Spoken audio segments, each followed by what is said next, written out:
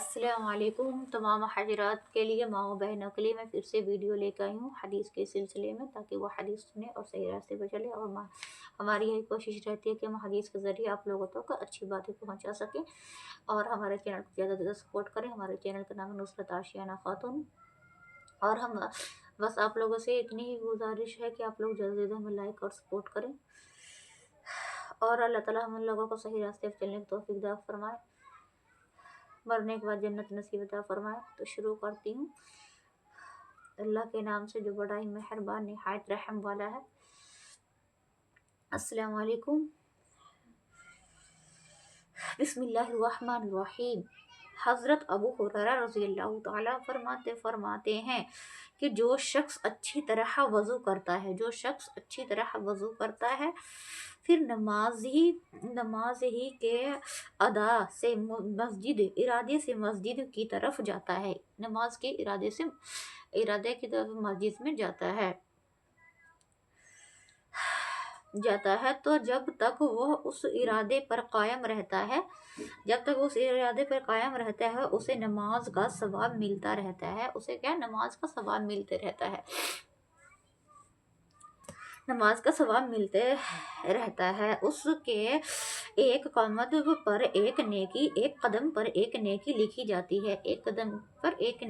جاتی ہے اور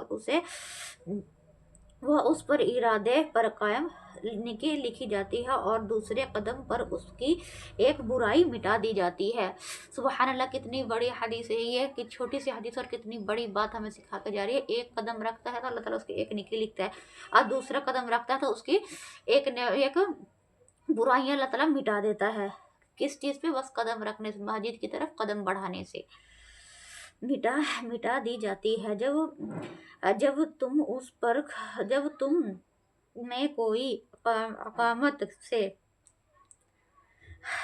سے سنے تو دور نہ چلے، اور تم میں سے جب گھر مسجد سے جتنا زیادہ دور ہوگا اتنا ہی اس کو ثواب زیادہ ہوگا، جتنا اس کا گھر دور ہوگا مسجد سے اتنا ہی اس کو زیادہ ثواب ہوگا۔ حضرت ابو ہریرہ رضی اللہ تعالی عنہ کے شاگردوں نے یہ سن کر پوچھا کہ ابو ہریرہ، گھر تو دور ہونے کی وجہ سے ثواب زیادہ کیوں ہوگا؟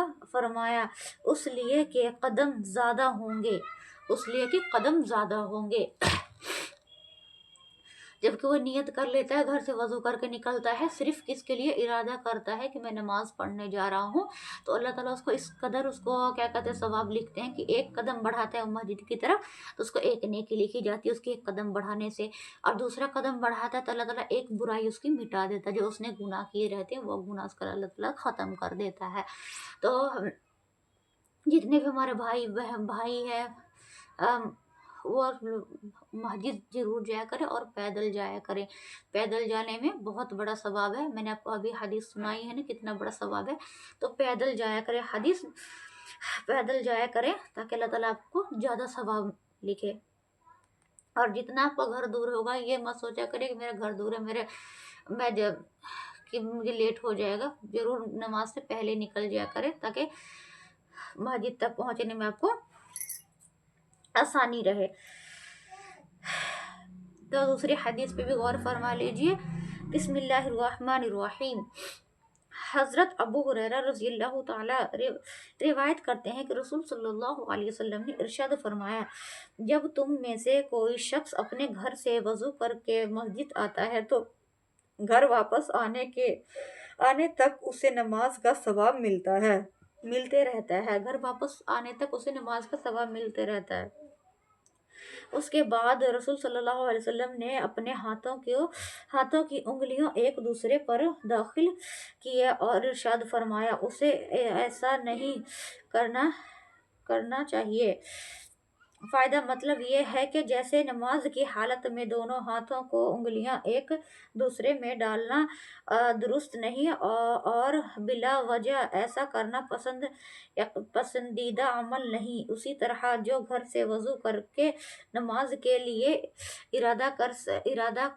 ارادے سے مسجد آئے تو اس کے لیے بھی یہ मुनासिब नहीं है कि क्योंकि नमाज का सवाब हासिल करने की वजह से ये शख्स भी वो गोया नमाज के हुक्म में होता है, जैसा कि देग दरियाफ्त में उसकी वजाहत है।